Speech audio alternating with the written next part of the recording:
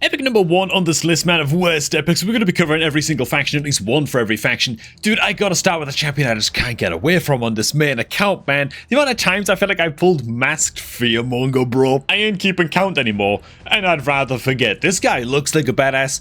It's a total piece of crap. Double hitter A1 with a little bit of 10 meter decrease. Very, very small. If the target is under fear or true fear debuff, reduce the cooldown of this champion's passive skill by 1 turn if this attack kills an enemy. We'll get to the passive in just a sec, man. The A2 attacks one enemy, chance of placing fear debuff for 1 turn, and a chance of placing decreased speed debuff for 2 turns. Okay, decreased speed debuff. We can actually work with that. If this A2 kills an enemy, it'll place true fear on 2 additional random enemies, which, you know, this A2 is probably like the best part of Masked Fearmonger's kit, to be honest.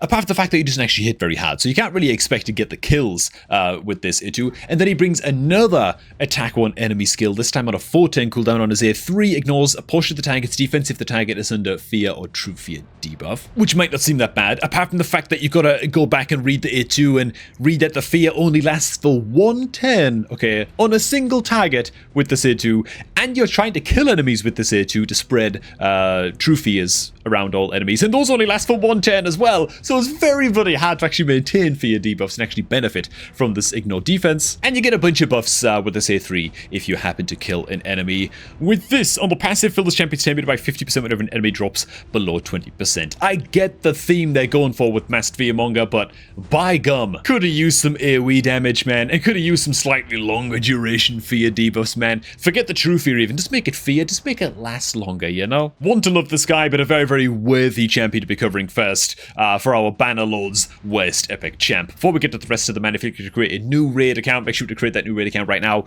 the right way, which is by using the beginner promo link that's down below this video at the top of the description box, man. Right now it's an incredible time to start off a new raid account, man, with a triple legendary start, while Michelangelo is the free login reward legendary champion. By using the link down below this video to sign up and create that account, you're going to be getting Basilius Ranus as your standard legendary champion, as well as a few free epic champions, just to help get your account going as you level that account on up, man. Best beginner promo link going, you know the drill. Send it to your friends if they're looking to start playing raid themselves. Get them off to an incredible start, man. Next up, the high elves, man, and I won't be touching on a champion for every single faction. I want this video to go on all day, and it takes a special kind of terrible to make this list. So if you feel like I miss any factions or miss any of like nominees for the worst epics inside of this game, man, for a given faction that maybe I'm happy to skip on in this video, go ahead and plop them down below in the comments, man. Don't worry, we're not talking about Vegas.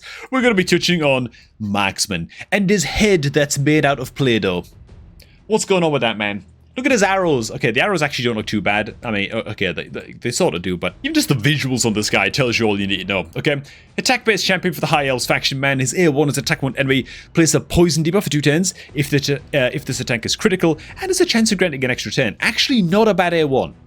Not a bad A1 poison champ. You might be thinking Dragon. You might be thinking Demon Lord Clan Boss. That kind of thing, you know, potentially. He'd struggle to outcompete a Frozen Banshee into Demon Lord, who's a rare champion. But, you know, like, what does the rest of his kit do to help support this poison playstyle? I hear you cry. On the A2, he's got an attack 1 enemy, 3-turn cooldown, fill the turn meter of all allies by 20%, extra 25% chance of inflicting a crit. Which is odd, because if you want to crit with his A1 skill, you need to build him with a 100% crit rate anyway.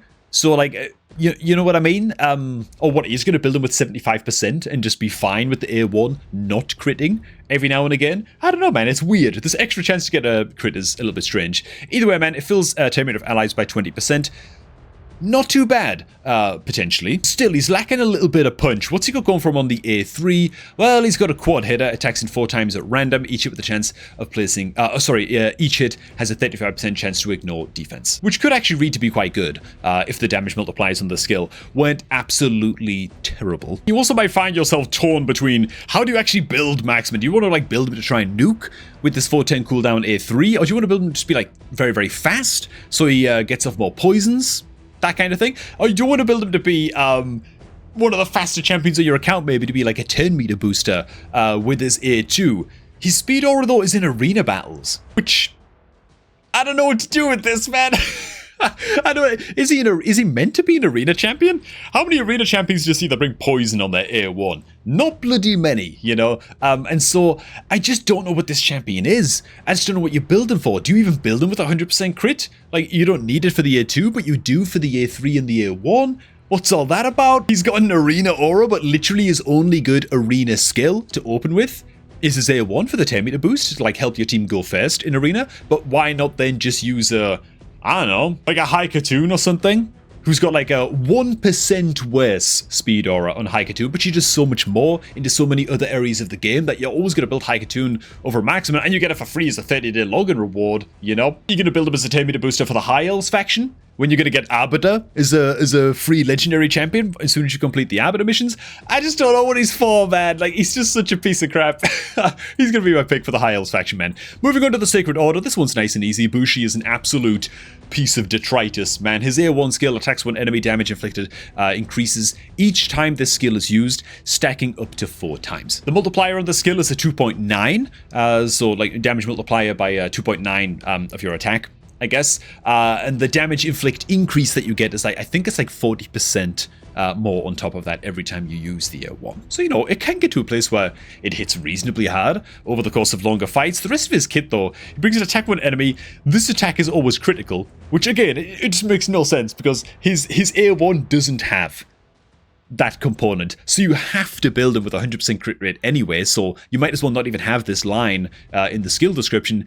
Increase crit rate by 30%, which he's got an A2 that's always critical, so it's like anti-value right there, you know, like it just, it's just strange. And place a weak version increase speed buff only on Bushi for 3 turns on a 3-turn cooldown. His speed aura is arena battles. What? Again, this is another champion we just don't know what it's doing. What is he doing? Like, you put him in arena as arena lead, but he doesn't bring like block revive on his A1 or anything. No, he's going to use the A1 4 times to ramp up its damage, which most classic arena games, at the time you're building like a Bushi on your account, which should be never, but just imagine that you did. Like, you're in the early game or whatever. The games are over in like 1 round, man. You know what I mean? Like, you're not going to have time to stack this at all. Doesn't bring block revive, doesn't bring any kind of 10 meter boost. His increased speed is weak. He's got no use in any PvE areas of the game. Maybe you could build Bushi in some weird roundabout regeneration build or something to try and solo Sand Devil with the passive. I don't know if this is possible. I haven't looked it up. I haven't really thought about it. I'm just looking at a champion that has an auto revive and a 3-turn on his passive. And so maybe he could do something, you know? I just don't know, man. I just don't know. Piece of garbage champion. His reviews are like bizarrely positive for such a horrific champion as well. I think arena offense 4.4, dude. Makes absolutely no sense at all.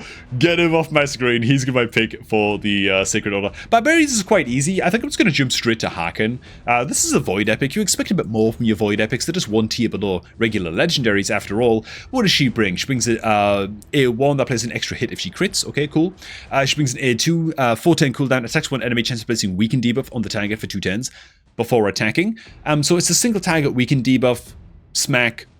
4-turn cooldown's a bit of a problem for only a 2-turn duration debuff. It means you can have big downtime on your weakened debuff, even against bosses, Chimera, stuff like that. And then on the A3, she brings a 4-turn cooldown again.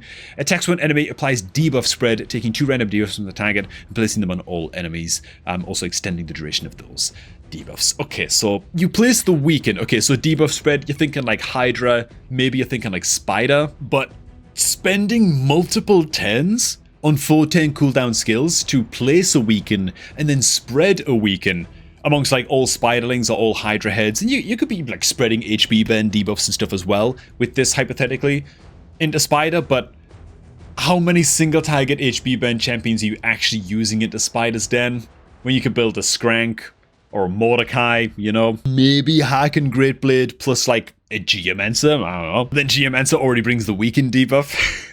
So like, I don't even know, dude. I just don't know where she fits. I just don't know what she does. And her cooldowns are so long and she's all single target. Like, I just don't know where I would ever build and use this champion. Which for a Void Epic attack champion feels like such a wasted opportunity, man. Would it be that crazy to just give her like an attack all enemies place weaken, you know?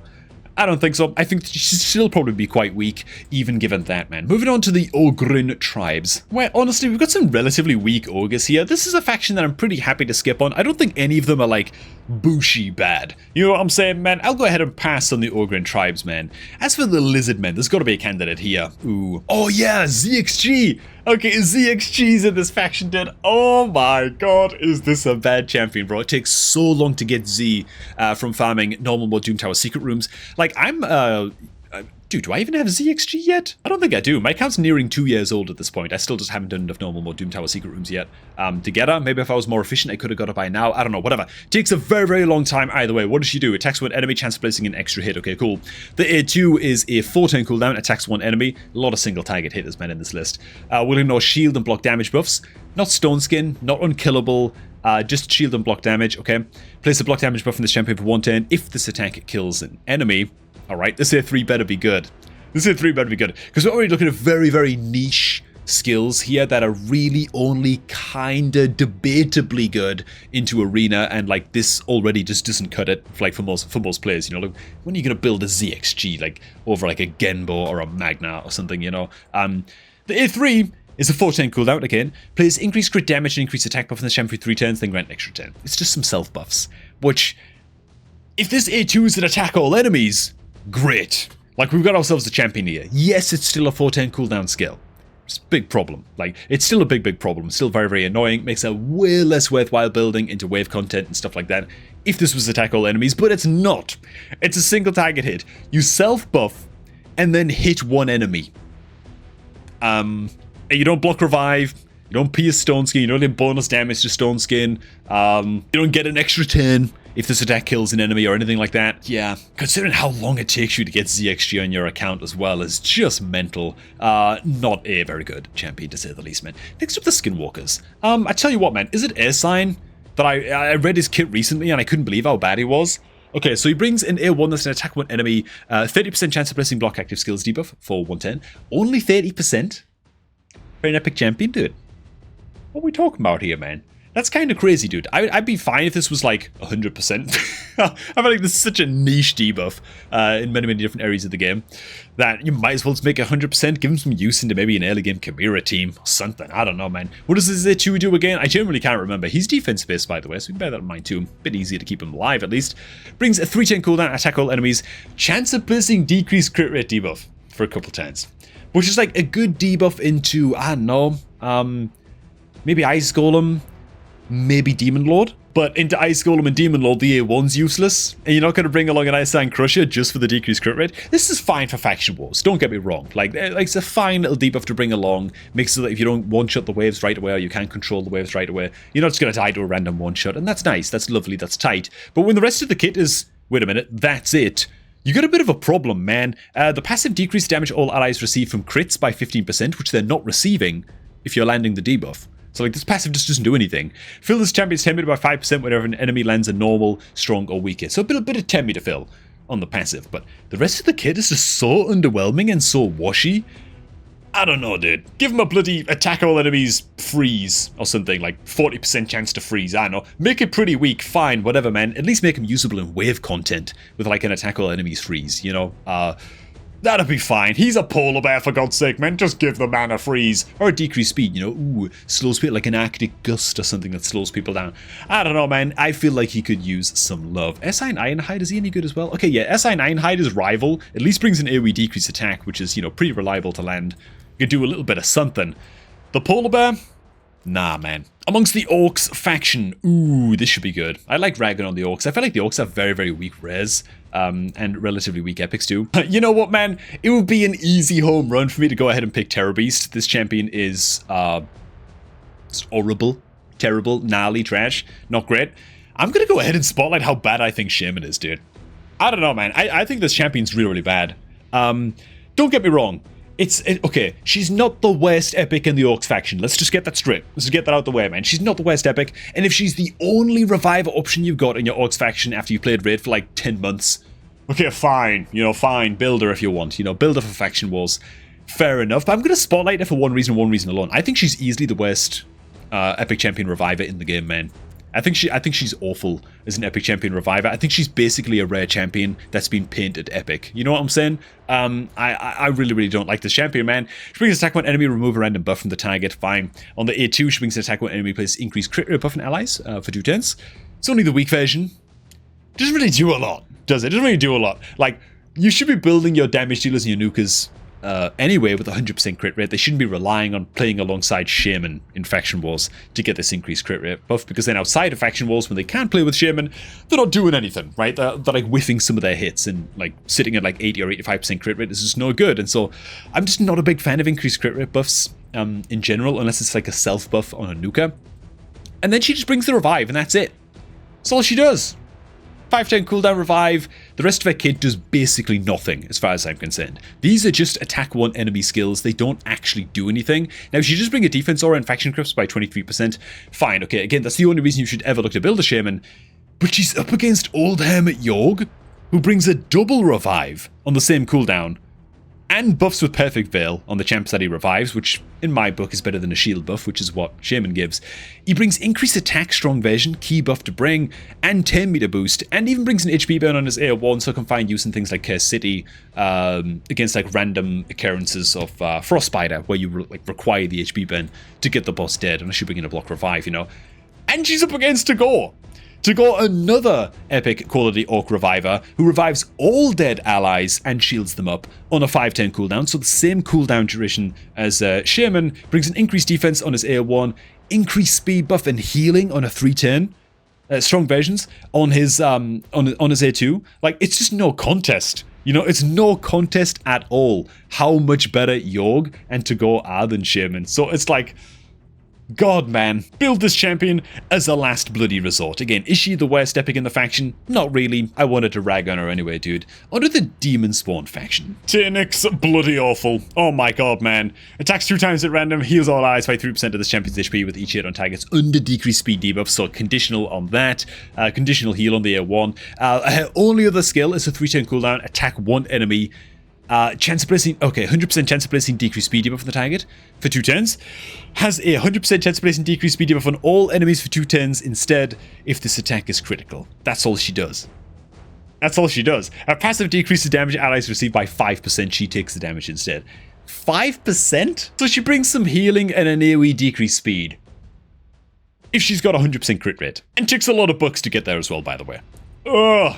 Like, I know she's a freebie and all of that, and maybe she'd give her some leniency for that at least, but nah, man, nah.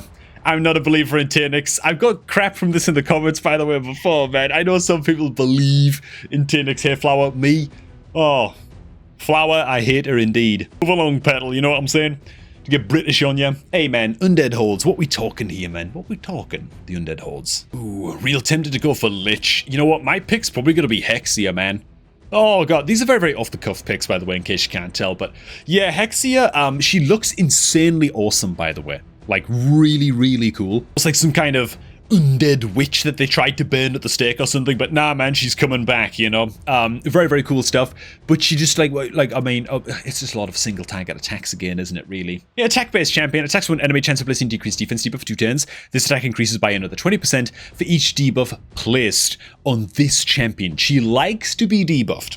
That's like your first red flag right there. I feel like there's a couple champions in this game that try and do this. Very, very few champions do this well. You know, like, take on debuffs to give them bonus effects and stuff. But okay, decreased defense at the A1, 60% land rate is not actually too bad of a stat. On the A2, it's a 3-turn cooldown, attacks 1 enemy, grants an extra turn, and places increased attack buff on this champion for 2 turns if this attack kills an enemy. So she doesn't get the increased attack buff unless she kills an enemy with this skill. Damage increases by 7.5% for each debuff on this champion, stacking up to 30. What are our multipliers on this? Also, that's not stacking very high, by the way. An extra 30%? Like, I don't know, man. Unless the multipliers on this are at least like a 6.5 or something, then, you know, is it really worth taking the debuffs? Oh, God. The multipliers are 5.3, dude. That's actually worse than I was expecting, man. I was expecting like a 5.8, 5.9, and I'd be like, it's average, not good enough. That's low, man. That's a really, really low multiplier on this. And yeah, God, I mean, come on, dude. And then on the A3, 3-turn cooldown, attacks one enemy, heals the champion by some of the damage inflicted. The heal increases by 10% for each debuff on this champion. Place an increased speed buff on this champion for 2 turns. So at least it's the strong version of increased speed, you know? But again, the issue with Hexia is it's another case of where do you actually use her, right? We're going to take her into Hydra. We're going to be getting debuffed like crazy. For what? So she can tickle one of the Hydra heads with this A2? You know, like, man, the multipliers are just not good enough. Take her into Dragon, maybe? Well, Dragon will like debuff you with weaken, poison debuffs, that kind of thing. You know, try and keep her alive through that, then smack in with the A2 for like the bonus damage. I don't know. Her attack aura though is in faction crypts as well, so like you're not gonna take her into faction wars, man. Who are we fooling? You know, she's just not good enough, dude. I don't know, man. I don't know. Very, very cool concept for a champion. I do like champions that sort of self debuff and do like cool and interesting things like that. I don't want to discourage Plarion from making champions like that in the future, but she just ain't it. Next up, oh god, I've been looking forward to this. Man. Anytime I do a Where's Champions video, I find a way of getting Warden in there, man. Just have to. You gotta get Warden in there, dude. This guy, the Dark Elves faction, defense-based, right? Attacks from an enemy. Look at all the books. Look how many books it takes, dude. It's just nonsense, right? 100% land rate. Weak version of weakened debuff on his AO1. Okay, cool, fine, whatever. It's just the AO1. What about the rest of the kit, right? The A2 attacks all enemies. Takes all these books to get a 75% land rate, weak version decrease attack debuff, and place a weak version increase defense buff on all allies for 2 turns. Why are these the weak versions? Why are these the weak versions, man? It's not even 100% land on the weak version decrease attack, and it's a 4-turn cooldown. I didn't even touch on that. Fully booked, it's a 4-turn cooldown, 75% chance of placing weak decrease defense. Dude, what are we doing here, man? And then on the A3, you can book this down to a 3-turn cooldown. Attacks all enemies 1 time. We've got to specify that attacks 1 time. You know what I'm saying? On these older champions, place a 30% reflect damage buff on allies for 2 turns. Where's reflect damage actually good? I don't know. Fire debatably Chimera, maybe to try and complete some Chimera trials. You can take Warden into Chimera with his weak version decrease attack. That's not even reliable. Probably not, you know, probably not. Weak version weaken.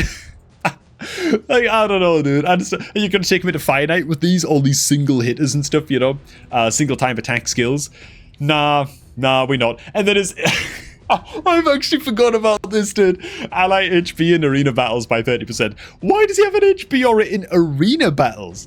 Like, what is even the thinking behind this guy, man? No wonder he looks so emo, dude. Oh, get him off my screen, man. Good old Dark Elves. What can you do, you know? Knights Revenant. I tell you what. Ooh, I was going to skip on these guys. And then I saw Bergoth. And I remembered. Man. This absolute nerd, I swear to God. Okay, attacks for an enemy. Chance placing continuous heal buff on himself for 1 turn if this attack is critical, so there's a lot in that. For an HP-based champion, you got to build him with 100% crit. It's a little bit annoying given that he's not really a damage healer, first and foremost, but okay, crit rate gauntlet's fine. Get a continuous heal every now and again. The A2, attack all enemies, has a, what's this? 60% chance of placing provoke for 2 turns on a 4-turn cooldown. 2-turn duration provoke is good, but 4-turn cooldown and only 75% land rate means that you cannot use this guy anywhere but wave content. He can't be trusted as like a solo provoker into Magma Dragon if you're not in the place in your account yet where you can just kind of brute force Magma Dragon, you know, in hard mode Doom Tower and stuff. You need a good reliable provoker, man. This guy ain't it. If he just misses 1 or 2 provokes, which isn't that unlikely, it's only 60% chance again on a 4-turn, which is just nuts. Certainly can't be taking him into Hydra. I mean, just memorize this provoke real quick, right? 4-turn cooldown, 60% chance, okay? And then on his passive, by the way, whenever this champion is attacked, heals all allies except this champ by 20% of the damage received. I just want to compare this guy real quick to the likes of Vorgoth of the Undead Hordes, who is over here. He brings a 3-turn cooldown provoke debuff, right? And attack all enemies. So 1-turn cooldown shorter. And his provoke is a 75% land rate. So it's higher land rate, more reliable, lower cooldown, and even on his passive, whenever this champion is attacked, heal all allies by 50% of the damage received. More than double the strength of Bergoth's passive. They're both the same quality epic champion, not like one's like void epic and one's regular. No, they're both regular epic champions, man. How is Vorgoth so much better than Bergoth, man? It's crazy. And even against boss attacks, Vorgoth is stronger by 5%, you know? And Vorgoth also places decreased attack on enemies that he provokes as well with this A2. So it's like, what? And even if you're desperate for like a Hydra provoker early on, why would you build a Vorgoth over like a bloody straight up a Master Butcher? Rare champion, right, of the Dwarf faction who brings a chance to place provoke on his A1, not very high, but he brings a 2-turn duration provoke on a 4-turn on his A2. Requires 1 book, dude, into this A2 to get that. You know what I'm saying? And it's 100% land rate. So it's like, and he just places the provoke. So he's not like, he can't weak hit with this provoke skill, you know? Master Butcher is a way better Hydra provoker than Bergoth will ever be, which is just crazy, man. It's insane. And by the way, Master Butcher's passive is also better than Bergoth's as well. Bergoth is actually a piece of garbage. Like, you might look at his kit straight away and just think to yourself, he's not that bad, you know, you're being a bit harsh. But then you compare him to other similar champions with similar kits, and they just do everything better than him, man. Moving on to the dwarves. Honestly, the dwarf faction is another of those. You know what? I don't have a pick for the dwarf faction, man. I don't think any of the dwarves are bad enough to make this list. They've honestly got pretty good high quality epics in the dwarf faction, man. As for the Kin of Shadow, oh god, Umatogi. Oh, it's been a long time since I ripped on Umatogi, dude. This is such a cool looking champion, dude. She's got some actual Ninja Turtle action going on as well, man. With Raphael's weapons and almost like the Shredder style gauntlets, you know. Ooh, very, very thematically awesome in her own right, and that's great. Her reviews are way too lenient, though. Way too lenient. So she's got a double hit at 1 chance of, has an additional extra 20% chance of inflicting a crit if she's under Veil or Perfect Veil. Okay, cool. On the A2, she's got a double hitter, 3-turn cooldown. Each hit ignores a portion of the tanker's defense. Has an additional chance of inflicting a crit if she's under Veil. Very, very nice. And then on the A3, 3-turn cooldown, plays Perfect Veil buff and increase speed buff on this champion for 2 turns. Then fill her 10 meter by 40%. For me, the real issue with Umatogi is she just kind of hits things. Just stabs things a bit. You know what I'm saying? She just kind of stabs things, and that's all she does. She doesn't have any actual utility in her kit at all. She stabs things, and sometimes she stabs in with her A2 and does a bit more damage because she ignores defense. That's it. It's all single target. No 10 meter control, no block from 5, no utility, nothing like that, and she only self-buffs with increased speed. I think if you just make it so she buffs your entire team with increased speed, okay, maybe remove the 10 meter boost on Umatogi as well if you want to, you know, like balance her out a little bit more. If maybe you think that makes her a bit too strong, which I don't think it does, but there you go. I just feel like she's exceptionally underwhelming. And in a faction as well that has such powerful epic champion damage dealers, you know, Oboro, Gembo, both do a great job, and just great quality epics overall in the Shadowkin faction. I feel like she really stands out as not a winner for me. Next up, the Sylvan Watchers, another faction with just incredible epic champions, to be honest, until you look at good old Cormac the High Peak. Now, I don't know, dude, maybe it's been a long time since I've even read up on this guy's kit. I remember reading his kit the first time and thinking, wow, this guy is a bad epic, man. This guy is not good, especially compared to how good all the other Sylvan Watchers epics are, you know? So he's got a chance to place in decreased speed, 50% on his A1. Finite, possibly. Chimera, possibly. Okay, it gives options, you know, when you've got a decreased speed debuff on an A1 scale like this, maybe even Iron Twins. On the A2, attacks when enemy before attacking has a chance to place in decreased defense on the target for 2 turns. Okay, so decreased defense, decreased speed, we start to string together something that looks like a decent kit here. And then on the passive, place increased accuracy, increased crit rate buff on this champion for 3 turns. Then grant an extra 10. No ally attack skill to help out in the finite. And the rest of the kit, like, what, like, okay, decreased defense is pretty good, but it's only single target. So he's bloody useless against waves. He's only decent against bosses and like single target encounters where decreased speed and decreased defense are valuable. That really narrows it down to like Spider and well, she doesn't bring any 10 meter control or any increased speed buffs to the table, and he doesn't deal percentage health damage, and so you can kind of check Spider off the list. He doesn't help you control the Spiderlings at all in any way either.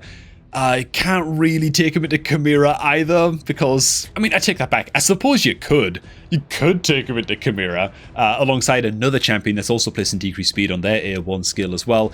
Maybe, okay, but it's like such a niche that you're going to replace him so quickly. Like, again, I just don't know what his job is. I don't know what his job is. I feel like he's so easily outperformed by other combinations of champions and other budget option champions that you could take into Chimera instead, that I just don't know what to do with Cormac the High Peak. For me, a standout, pretty crappy epic, man. What do you guys think? Did I skip on any factions that you feel like there was a very obvious choice for just a really terrible epic, or an epic champion that you built and later came to regret? Let me know down below, man. For now, thanks for watching. Happy little raggage video that, you know, never fails in annoying people who built these champions. So I apologize in advance if I crapped all over one of your favorites, man. Hey, thanks for stopping by, man. If you're looking to create a new raid account, get that done right now by using the beginner promo link that's down below this video at the top of the description box, man, to get all the freebies that you see on screen right now. And I'm going to catch all of y'all just a tad bit later, man.